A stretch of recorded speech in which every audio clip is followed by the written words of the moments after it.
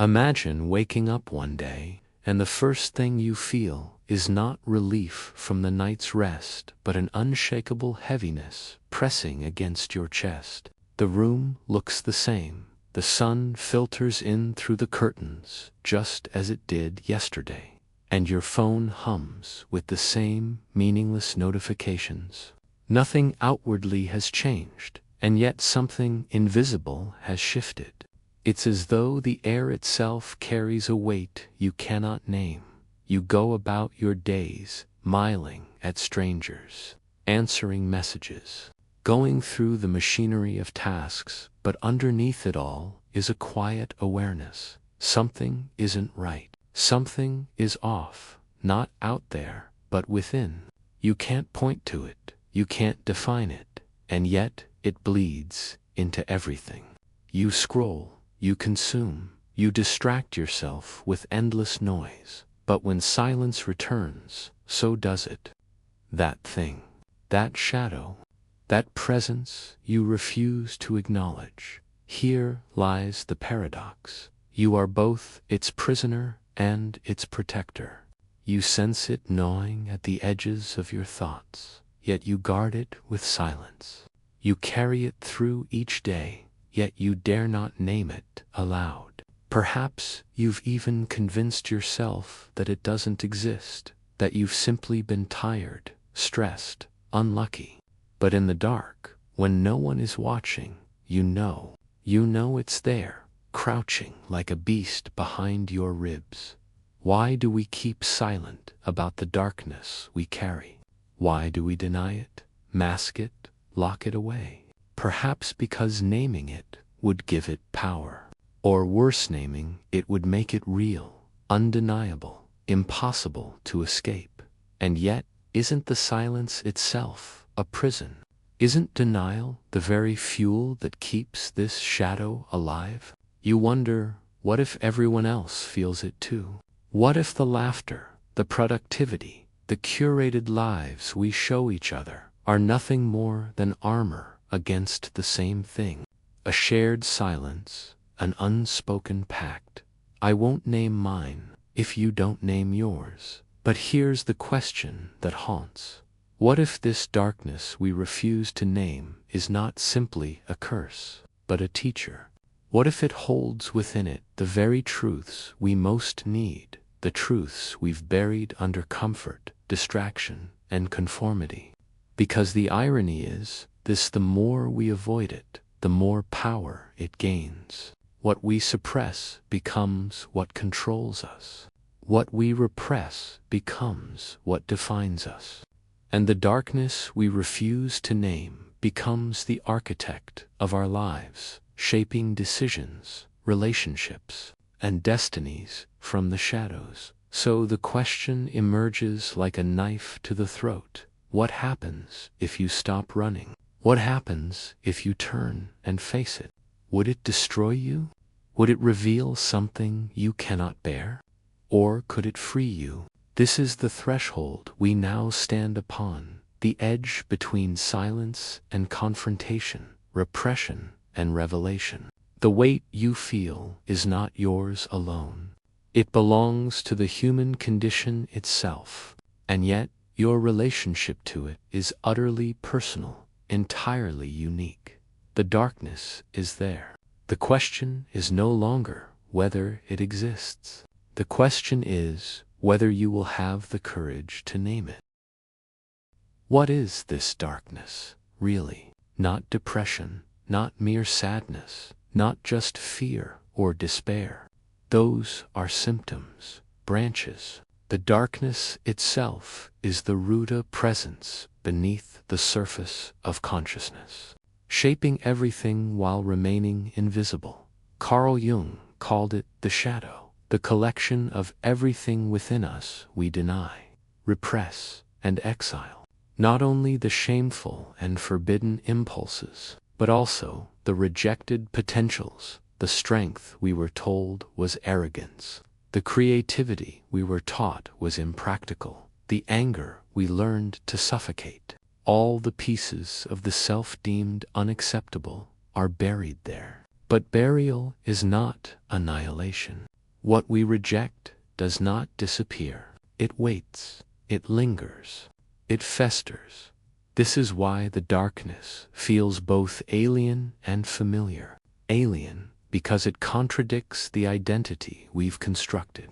Familiar, because it is still us, our unlived lives, our silenced truths. Friedrich Nietzsche warned of this repression when he wrote, "Beware that, when fighting monsters, you yourself do not become a monster.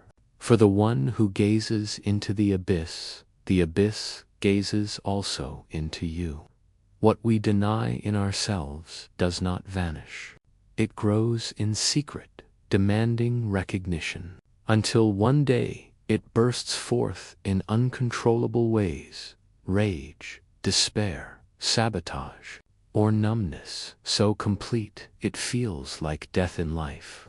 Society conspires to keep us blind to this reality.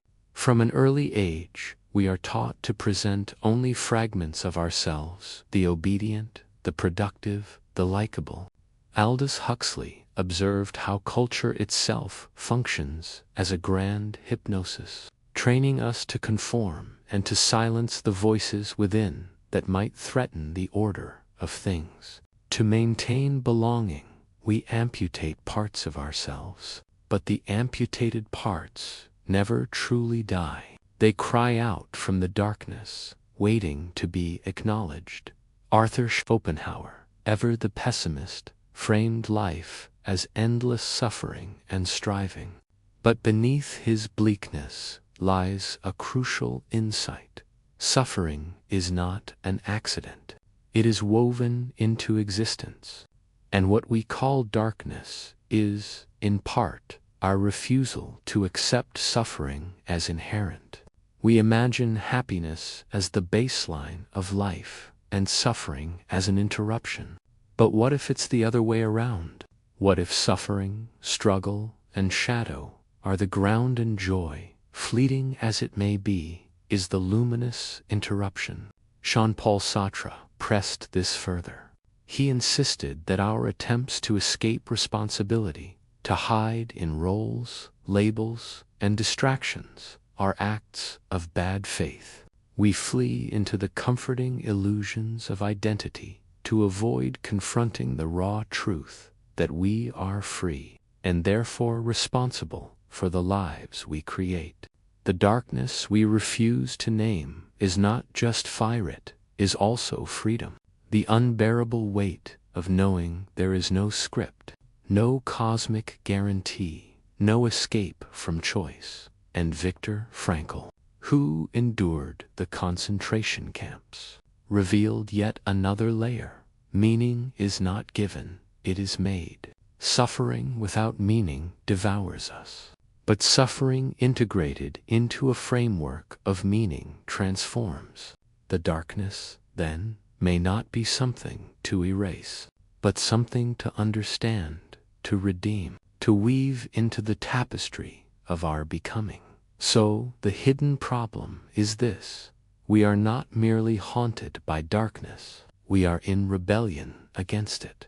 We pretend it doesn't exist, we suppress it, we medicate it, we drown it in noise. But every time we deny it, we make it stronger.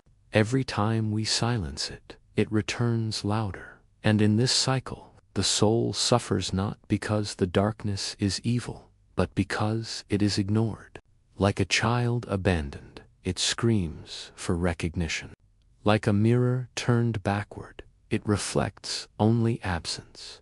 This is why your life may feel strangely fragmented, as if you are acting a role instead of living a truth.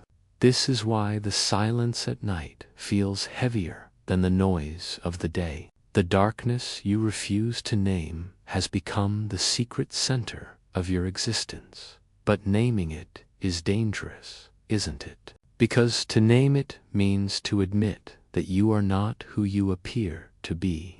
To name it means unraveling identities you have spent years constructing.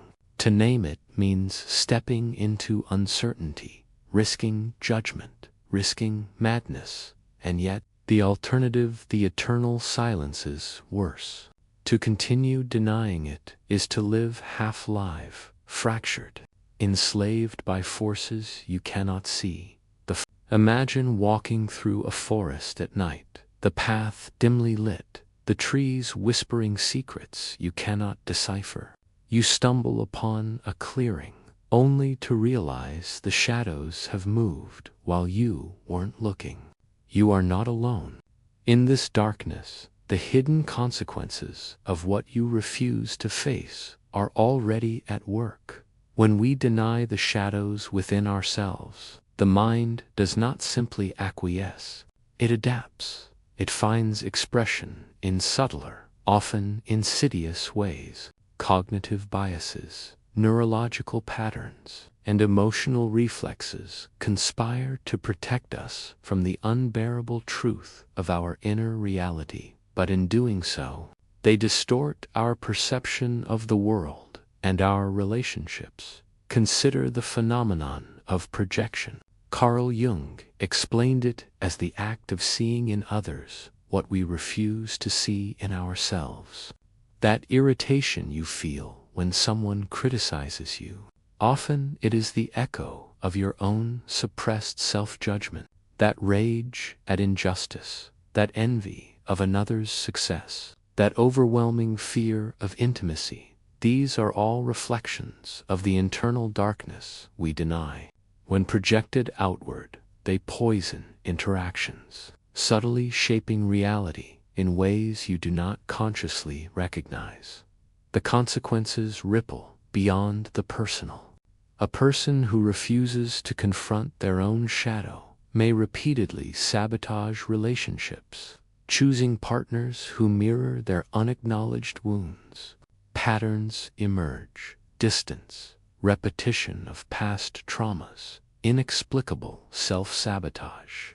The world seems cruel, fickle, or unjust, but often the cruelty is, in part, a reflection of the unexamined interior. Neurologically, the brain is a master of adaptation. Trauma, neglect, and repression imprint patterns of hypervigilance, avoidance, or emotional flatness. Synapses strengthen the pathways of denial, wiring the mind to repeat cycles of fear and self-limitation.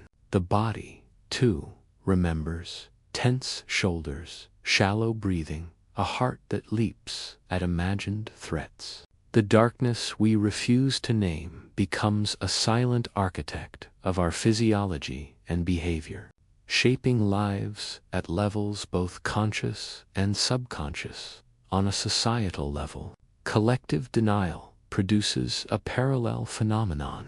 Communities that ignore systemic trauma's historical, social, cultural manifest consequences through repeated cycles of oppression, conflict, and alienation.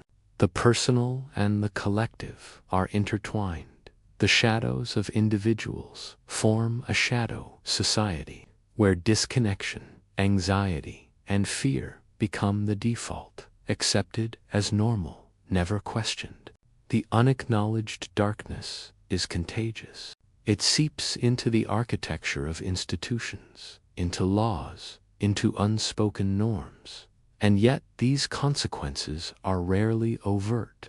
They are subtle, cumulative, corrosive. They appear as patterns of frustration, unexplained anxiety, inexplicable compulsions, and subtle self-sabotage. Perhaps you notice yourself avoiding opportunities for growth, procrastinating, or acting in ways that contradict your own values. Perhaps you repeat mistakes in love, in work, in life, as if caught in an invisible trap. These are not failures of willpower. They are consequences of an unrecognized force shaping the choices you believe are freely made. Even relationships bear the weight. Without confronting the darkness within, we unknowingly demand others carry parts of us we cannot face. We insist on validation, control, or avoidance. unknowingly projecting our unresolved conflicts onto the people we claim to love. Friendships fracture, lovers drift, and yet the blame is often placed outside, never on the silent force operating within. What is particularly insidious is the feedback loop. The more we deny the darkness, the more it controls the narrative of our lives. The more it distorts perception, the more it isolates us. We mistake the symptom for the cause. We fight anxiety, anger, or despair without ever tracing it back to its source. The world appears hostile. We appear inadequate. Life feels heavier than it should. The unseen consequences are thus multi-layered: psychological, physiological, relational, societal. They intertwine to produce lives that feel constrained, repetitive, and subtly. We do not recognize the mechanism because the darkness is invisible. And invisibility, as Nietzsche implied, is its most potent weapon. And here lies the critical juncture, the moment of recognition. Understanding that these consequences are not random misfortune, but the inevitable result of unacknowledged inner forces is terrifying and liberating. Terrifying because it forces responsibility. Liberating because it illuminates a path forward. The darkness is no longer a mysterious saboteur, but a terror. Imagine standing at the edge of a storm, the winds howling, lightning splitting the sky, and yet you take a step forward. The chaos is not externally, is the reflection of the turbulence within you. This is the threshold of rebellion, the deliberate choice to confront the shadows you have spent a lifetime denying. To break free is not a gentle journey. It is radical, uncomfortable, and deeply unsettling. Yet, it is the only path to reclaim the life silently commandeered by the darkness you refused to name. The first act of rebellion begins with awareness. To notice the patterns that have ruled your decisions, the compulsions, the fears, the subtle acts of self-sabotages, to take the first step into clarity. Jung called this the confrontation with the shadow, the willingness to perceive the unacknowledged facets of the self without flinching. To see these hidden impulses is to acknowledge their existence, stripping them of their silent power. Awareness is not judgment. It is recognition, the quiet act of saying, "I see you, and I will not be ruled by you." Historical examples illuminate this path. Viktor Frankl, in the depths of unimaginable suffering, discovered that even in the most oppressive circumstances, humans possess the freedom to choose their attitude, their response, their meaning. His rebellion was internal, choosing purpose over despair when all external freedom was stripped away. Similarly, Nietzsche implored us to become who we are, to assert our own values and interpretations over the dictates of societal expectation or internalized fear. Rebellion begins in the inner citadel, in the act of claiming sovereignty over your mind and heart. Yet awareness alone is insufficient. It must be paired with intentional action. Begin by mapping the territory of your shadows. Identify recurring fears, compulsions, and triggers. Ask yourself, which of my choices are dictated by avoidance rather than intention? Which relationships, habits, or beliefs reinforce the darkness instead of illuminating it? The answers may be unsettling. They may expose betrayal, cowardice, or self-deception. This is the discomfort of freedom. To see yourself fully is to confront truths you have long ignored. Symbolism can aid the journey. Imagine carrying a lantern through the pitch-black corridors of your mind, casting light on every hidden corner. Each illuminated shadow loses the capacity to manipulate you invisibly. Techniques like journaling, meditation, or dialoguing with one's inner voice are the tools of rebellion, turning unconscious patterns into conscious choices. You give form to the formless, a name to the unnamed, a face to the faceless. The rebellion also requires courage in relationships. To break free from invisible chains, you must renegotiate the dynamics that have enabled projection and codependence. Set boundaries with people who trigger your shadows unnecessarily. Seek mirrors that reflect truth without judgment. This is not withdrawal, it is selective engagement, an act of self-preservation and clarity. Just as the body requires oxygen, the mind requires relational spaces that honor its emergent freedom. Perhaps the most radical step is the embrace of uncertainty. The darkness thrives on avoidance, on clinging to known routines, on resisting change. By stepping into the unknown, by tolerating discomfort and letting go of the need for certainty, you subvert the control that the unacknowledged shadows exert. Frankl wrote, "When we are no longer able to change a situation, we are challenged to change ourselves." The rebellion is a conscious metamorphosis, a shedding of imposed identities and fears. The consequences of this rebellion are transformative. What once dictated your choices, your unconscious fears, compulsions, and avoidance, becomes a source of insight. Patterns that caused suffering now become maps of meaning. The storm inside does not vanish, but it becomes navigable. You emerge not as someone who has eliminated darkness, but as someone who has learned to walk through it, to confront it with deliberate steps, and to reclaim agency over your life. And yet, the rebellion is ongoing. Shadows will resurface, old habits will reemerge, and life will continually test your resolve.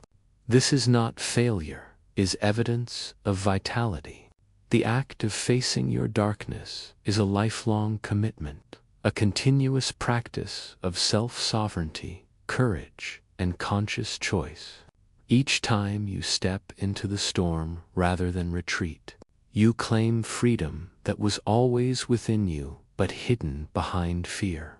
The question now is no longer whether the darkness exists, but whether you will rise to meet it. Will you remain a passive participant in your own life, shaped by forces unseen, or will you rebel, illuminate the shadows, and walk forward with deliberate, unshakable agency? The next stage waits in the horizon, the ultimate truth. Imagine standing at the edge of a chasm you once feared, the air heavy with mist, the ground trembling beneath your feet. You peer into the darkness, the void that once seemed infinite, impenetrable, and terrifying. And then, slowly, a realization dawns. The void is not outside you, it has always been within. Yet here, in this confrontation, something extraordinary occurs. The darkness you once feared, resisted, and denied reveals itself not as an enemy, but as a teacher. This is the ultimate truth. The shadows that have haunted you, the patterns that have sabotaged you, the fears that have dictated your choices, they are fragments of yourself. They are not intruders, but expressions of a mind attempting to protect, adapt, and survive. And when you stop fighting them, when you name them, face them, and integrate them, a paradox emerges. Freedom is born not from the absence of darkness, but from the intimate acquaintance with it. Consider this: every moment of fear, doubt, or hesitation was a doorway. Every failure, every act of self-sabotage was an unpolished mirror reflecting truths you were not ready to see. Nietzsche said, "He who fights with monsters should be careful lest he thereby become a monster." And if you gaze long into an abyss, the abyss also gazes into you. But the gaze is not condemnation, it is invitation. The abyss is not a force of destruction, it is the womb of self-knowledge, the crucible of authentic existence. To gaze into it and not turn away is to claim a truth few ever experience, that within the depths of darkness lies the possibility of illumination. The ultimate realization is profoundly liberating. Your pain is not meaningless, your shadows are not curses, and your limitations are not prisons. They are teachers, guides, and gateways. When you cease to fight, when you stop resisting, you discover the subtle alchemy that transforms suffering into insight, fear into courage, and despair into self-mastery. Every scar becomes a map, every fracture a window, every moment of resistance a catalyst for awakening. Philosophers and psychologists have long hinted at this truth. Jung argued that individuation, the process of becoming whole, is impossible without the embrace of the shadow. Frankl revealed that meaning emerges not from avoidance, but from confronting the suffering inherent to life. Even the Stoics recognized that the world will not yield to our desires. Our liberation lies in the cultivation of internal sovereignty. The paradox is simple and profound. The more you confront the darkness within, the brighter your inner light becomes. Emotionally, this realization brings a profound shift. You begin to see the world with a clarity previously unattainable. Relationships, ambitions, and daily choices are no longer driven by unconscious fear or compulsion. You act not from the shadows, but from the center of your being, from a place of deliberate intention. The anxieties that once paralyzed you now become signals, reminders to observe, reflect, and choose consciously. The chaos that once threatened to overwhelm becomes a dance, a dynamic interplay of light and shadow, each informing the other. And yet, the final truth is not only personal, it is profoundly existential. In embracing the darkness within, you recognize that life itself is a tapestry of light and shadow, joy and suffering, creation and destruction. To deny the shadow is to deny life's fullness. To integrate it is to participate in its totality. Your soul rebels not against the world in vain, but in recognition of a higher order, a deeper truth. Freedom is not granted, it is claimed. Power is not imposed, it is realized. The darkness you once resisted becomes the instrument of your liberation. In cinematic terms, imagine the storm breaking over the horizon. The clouds part, revealing stars so brilliant they blind for a moment. The void that once seemed endless now reflects your own form, whole and unfragmented. Light and shadow no longer oppose. They converge, revealing the contours of a life lived with consciousness, courage, and authenticity. The soul that once trembled now walks with deliberate steps, fully aware that the journey is ongoing.